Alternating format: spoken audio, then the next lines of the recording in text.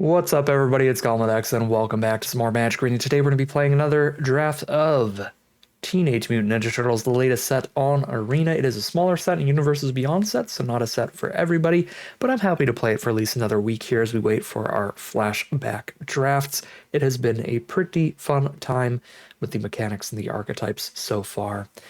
But without further ado, let's just get into this draft. We've got Michelangelo, Weirdness to 11, which is a pretty good deal. 2 mana for a 1/1. It's going to add another +1/+1 counter to every time you're activating any +1/+1 counter related abilities. So it's really good with the mutagen tokens, which is a pretty prevalent mechanic in green and blue. There's a lot of tokens there. So we can take him as well as another green removal spell to stick to that color and have a pretty great start. There is Kitsune's Technique, which is pretty cool because that is going to allow you to mill half of somebody's library, but it scales with the game to never like massively get them unless you cast it super early. And I have found that these games can sometimes go really quickly, where maybe trying to go for a mill victory is pretty dangerous. And also, I don't think there's any other like mill cards. So that seems a little bit bold to me, but happy to just do some Michelangelo nonsense here. So pick number 2, we'll take a second Tenderize for sure. And then the question is, what is our second color? What are we speculating on? We can take Return to the Sewers to speculate on blue-green because that's the color pair with the most +1/+1 counters to work with Michelangelo's ability. That said, black-green is another heavily supported archetype, and that gives us a potentially even better removal spell with Death in the Family here. Guess it only exiles the small stuff, but it does it pretty efficiently. So Death in the Family or Return to the Sewers is really the question here. I guess starting with Michelangelo here, I'll speculate on Return to the Sewers, since either way we're getting a somewhat comparable removal spell. We'll take the one that's more mutagen, +1/+1 counter oriented. Pick number 3. We've got some really great white cards, the white Pacifism and the white Mighty Mutanimals. What if I go off archetype here? We take a Nunchuck to stick to green, but we take Mutanimals because it's the strongest card in this pack by a lot. I think this card is really good. It's 4 mana for a 2/1 and a 2/2, and every time another creature enters, you get to put a +1/+1 counter on a creature. So by itself, a 2/1, a 2/2, and a +1/+1 counter wherever you want it. And then you keep getting more when you play more creatures. So this is really, really good with Michelangelo. Adding extra counters as well. So maybe we try to end up in green-white. The reason not to try to go green-white is it isn't one of the supported color pairs. That means there aren't going to be any multicolored cards in green-white. Like you see Go Ninja Go here in red and white. Nothing like that for green-white.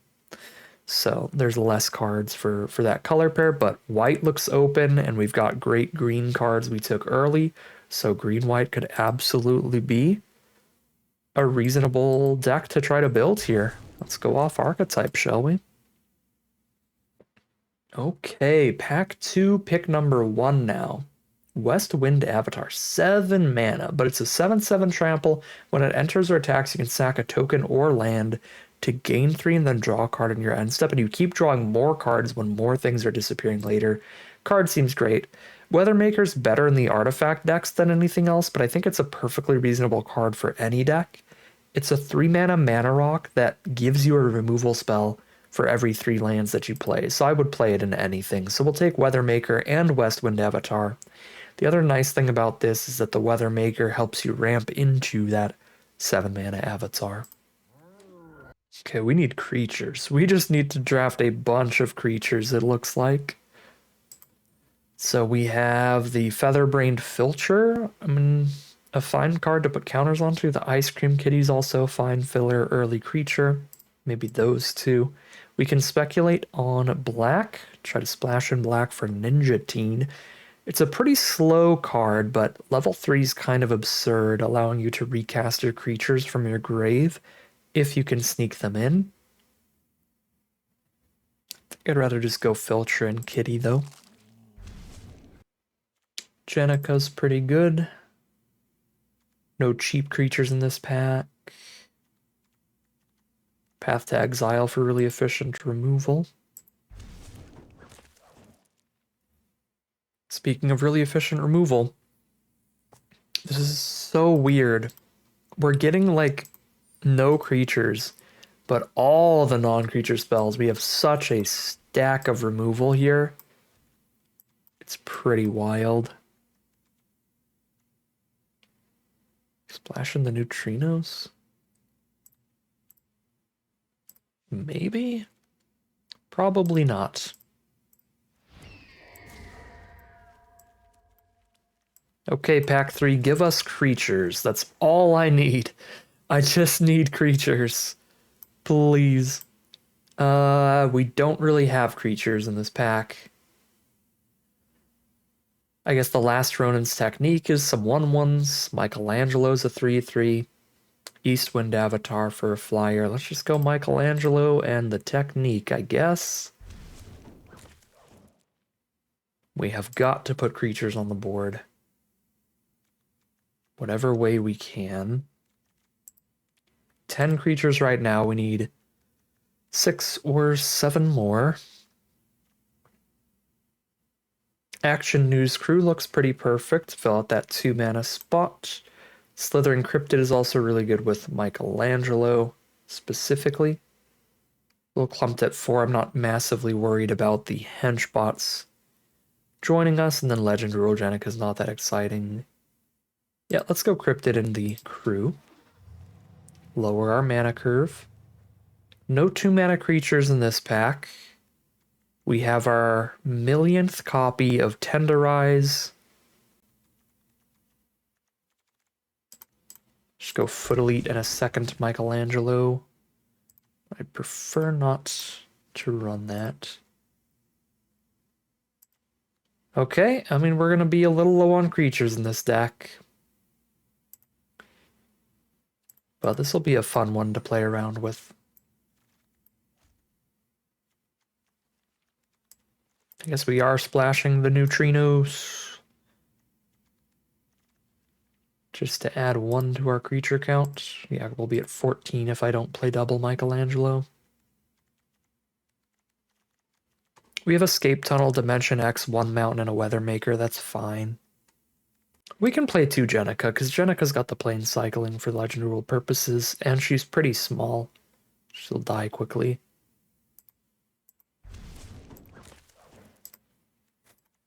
Nobody likes Tenderize. We have 5 of them in here.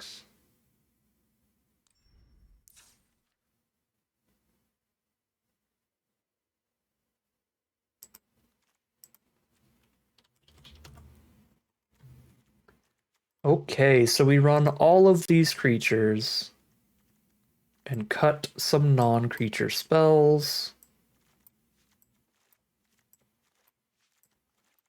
I have to cut 6 cards.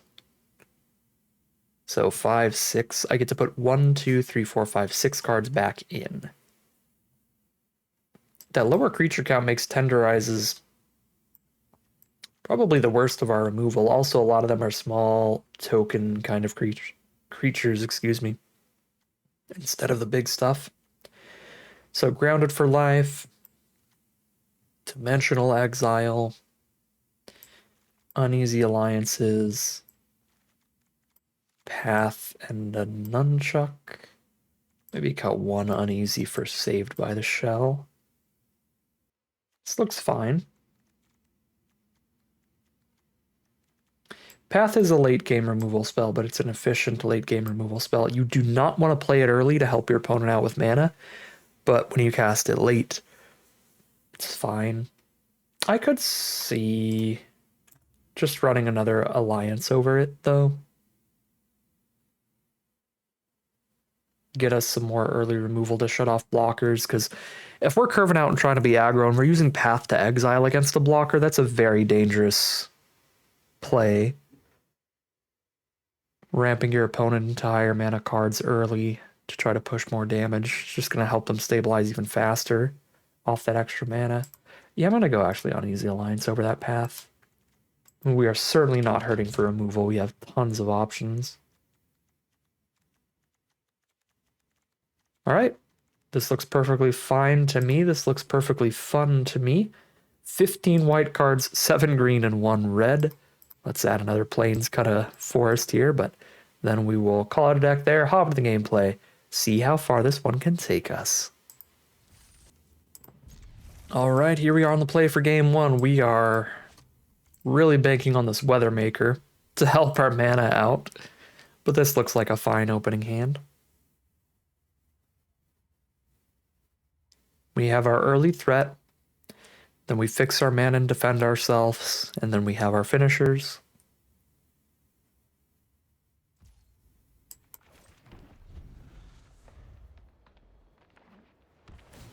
Ooh, very fancy Undercity Sewers. Okay. Blue-black from our opponent. Blue, black, and green. There's Crustacean Commando. Okay, here's Weathermaker. Pop a mutagen to send in 3 damage here.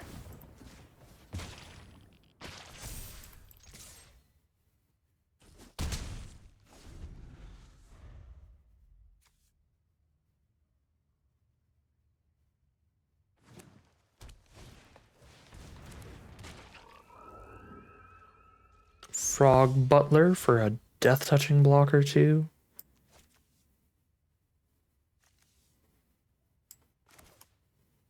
Let's go neutrinos here.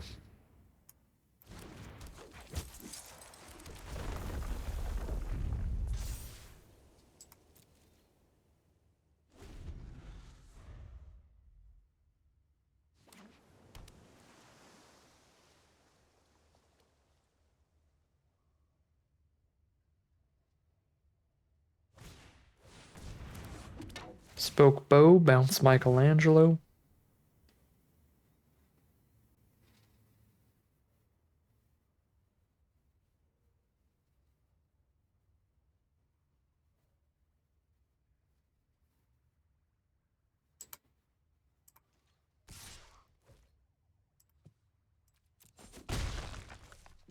Frog Butler pokes us in the face.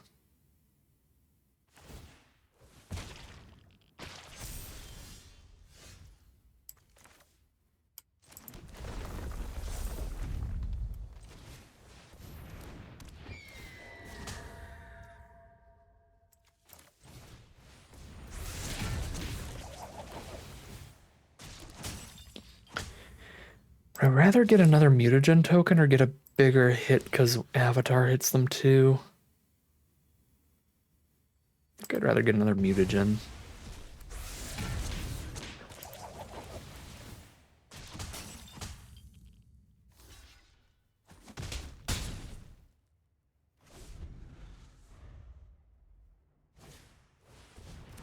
Another Frog Butler.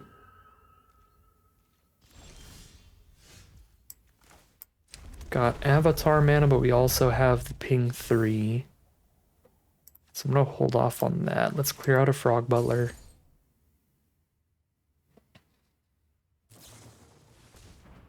Guac and marshmallow pizza. Exactly enough to save the butler. Shame.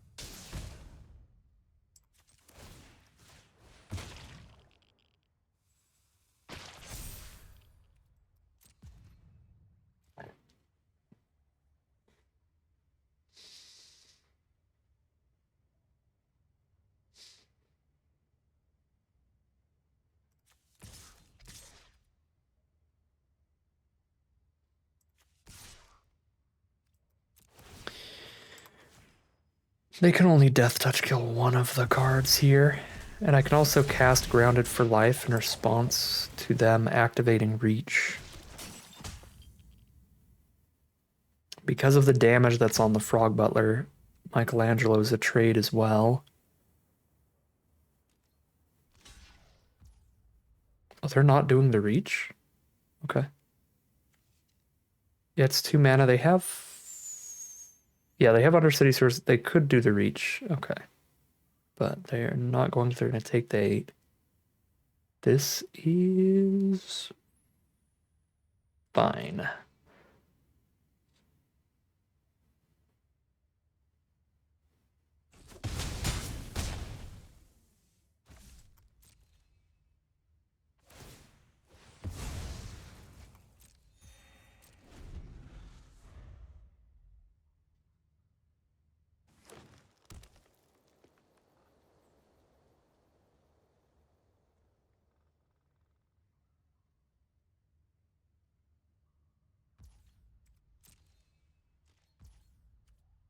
Pass through.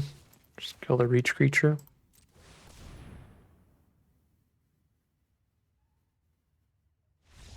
And there's the concession from our opponent. All right. Take what we can get. That's going to be 1-0 heading into game 2. Here we are on the play for game number 2. Looking to draw some cheap creatures, ideally. But we've got all of our colors, so I would really prefer not to mulligan this, despite it being a bit slower. There's their own Michelangelo. All of our draws have been lands so far, sadly, so we do not have any plays till turn 4. The double Michelangelo.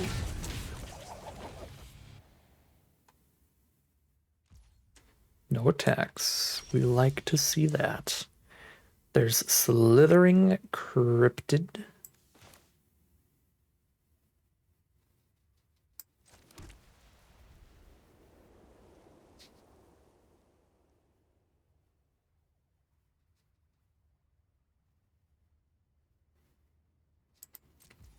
Go for the Ronin technique here.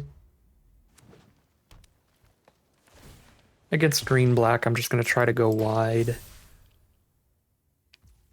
rather than going tall.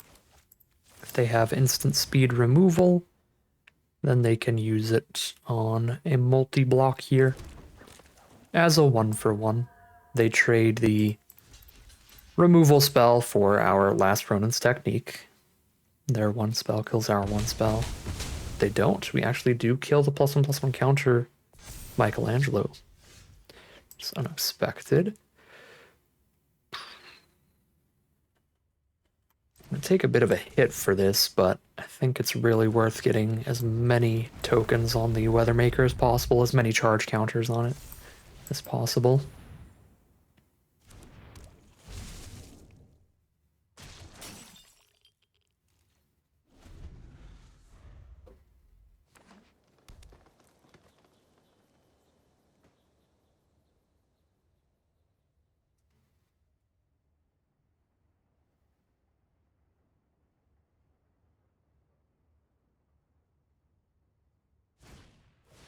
Mutant Chain Reaction and blow up the Weathermaker. Sad day.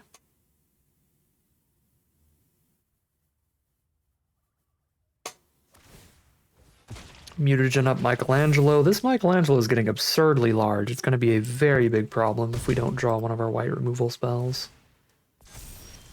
But every single white removal spell in the deck can deal with it, and we have 4 of them, I think, in the end, that we ended up running. Yeah, Dimensional Exile, Double Uneasy Alliance, and Grounded for Life.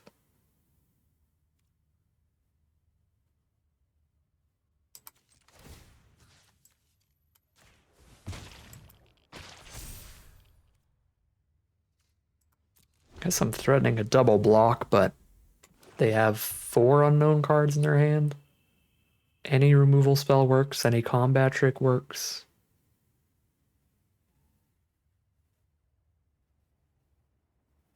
I think we gotta just cross our fingers and hope for the best here, because we're not racing that thing if I'm just sending Cryptid in. An Anchovy and Banana Pizza is far from the best. It's incredibly bad for us. kill our biggest card, and then they can even trigger the disappear ability on Michelangelo to get another counter if they want.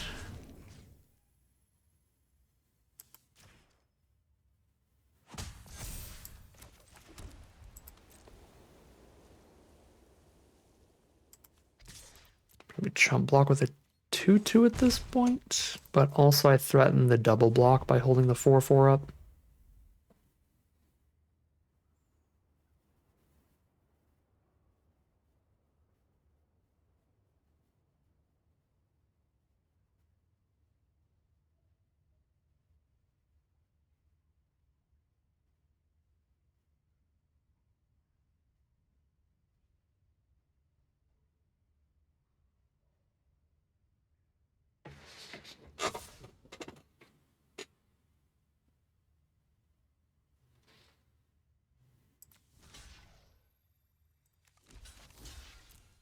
Show me what you got. Okay, we got him. Ah, Bomb Rare, Krang, and Shredder. Which hits our Michelangelo immediately. Yikes, and then we find a land. I mean, you got me. But we can recover from that. Our draw is another land. We clear out Michelangelo and pass. Ready to get Krang and shredded.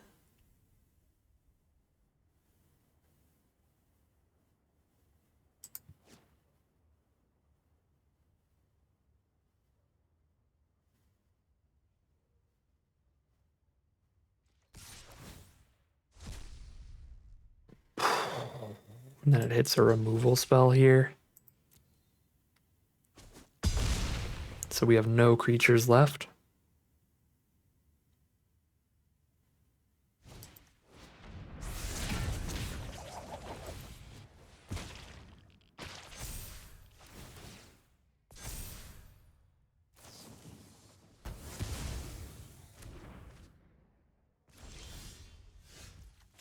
All right, 1-1 it is, heading into game 3.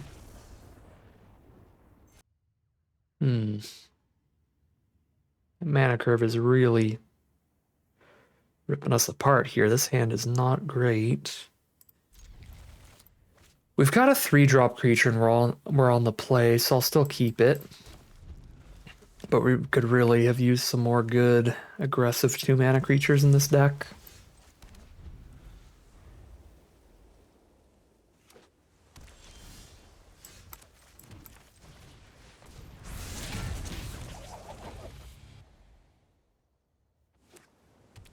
Mono blue from our opponent so far.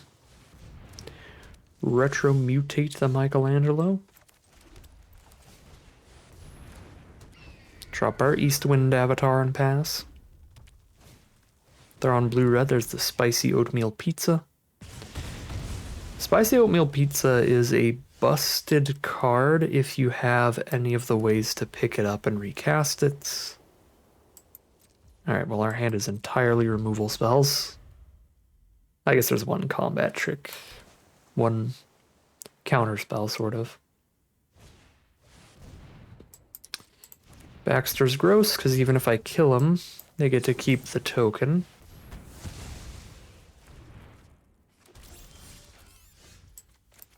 There we go, that's what we needed. We find a creature of some kind.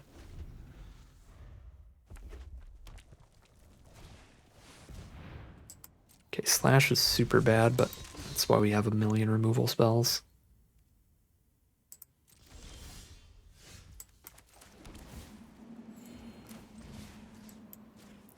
Still gonna take a ping or two from him before I can afford to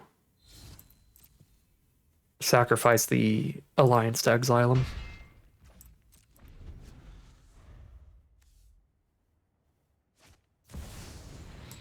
Okay. The casual double rare. Past couple turns. Alright, well, I need this ability to be gone, so let's get it gone.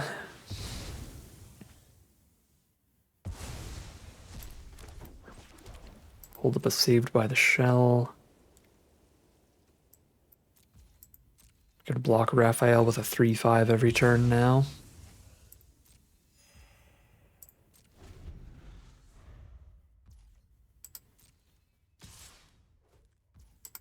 Let's see.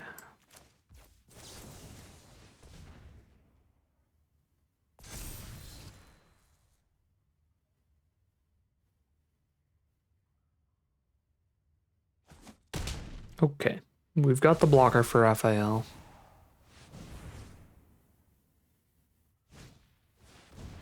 There's a Donatello. Another Donatello.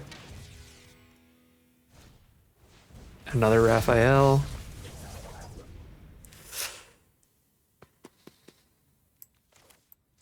It's pretty bad.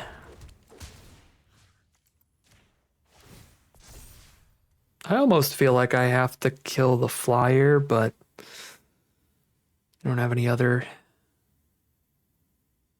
counters on it yet. I'm at 19 still. Does feel really, really bold not to just kill Raphael here.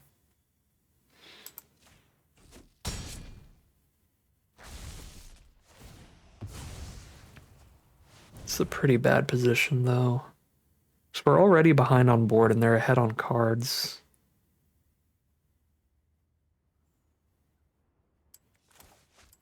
Yeah, this is very sketchy.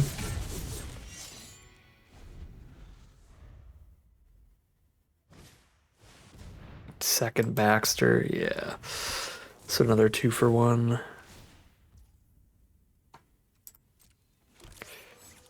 Thought I clicked auto pass, but I still have to click buttons.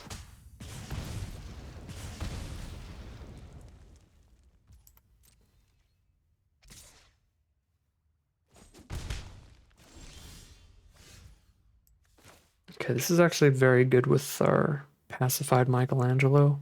Although I guess come out attacking as a 3/3 and just die. But still.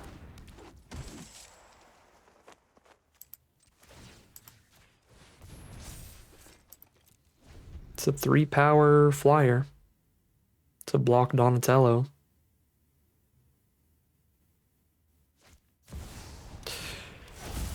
There's another mythic, Mondo Gecko. This one's not crazy bad on this board.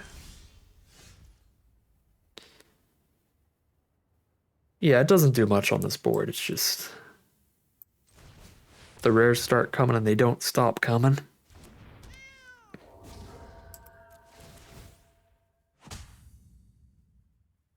Token or land. Let's sack a land.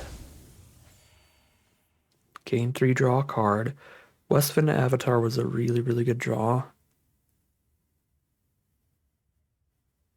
Could flicker it and get it attacking this turn too. But that wouldn't give us the attack trigger. And if it dies before the end step, I don't draw the card. I don't think I'm flickering the Avatar. But I do think I'm attacking here. Taking 2 on the crackback.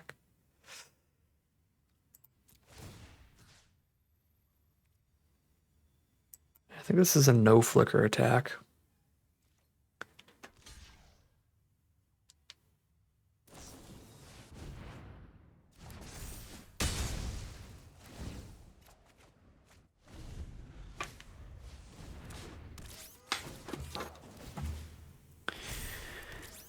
Ooh, double artifact.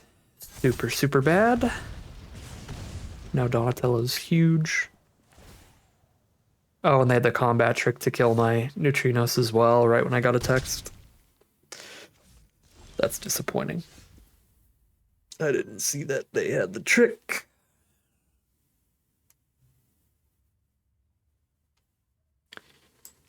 Well, I mean, I think we're out of here. It's the one positive and negative aspect of these pick 2 drafts. They are very, very fast.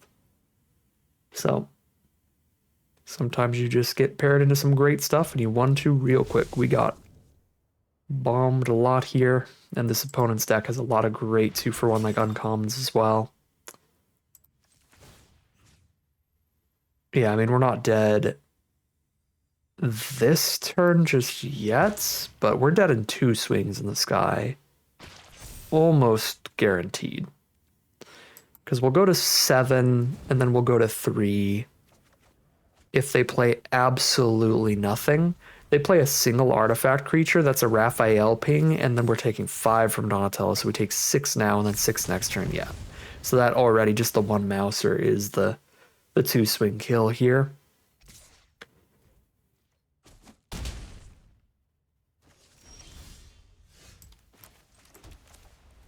All right, I mean, they got us. 1 and 2 it is. I do think that this deck could have done a little better than that, but it had some flaws here. Obviously, being an off-color pair, you're not going to get those premium 2-for-1 uncommons like the Baxter Stockmans that our opponent was spamming against us there. But we also just ran into spooky, scary rares without playing anything massively powerful ourselves. Yeah, is what it is. Fine draft. Would have liked to see the deck do better, but alas, it does not get there. 1 and 2 it is for today's draft. But that is going to end today's video. As always, I'd like to thank my patrons and YouTube members for their support, as well as you for watching the video. If you enjoyed it and you're interested in seeing some more, you can always like, comment, and subscribe to tell the YouTube algorithm to send us more in your recommended feed. If you'd like to catch me live, you can check out the Twitch channel link in the description below. And if you'd like to support the channel directly, you can check out the Patreon link in the description below. But other than that, as always, thank you very much for watching, and I'll see you again soon for some more Magic Arena.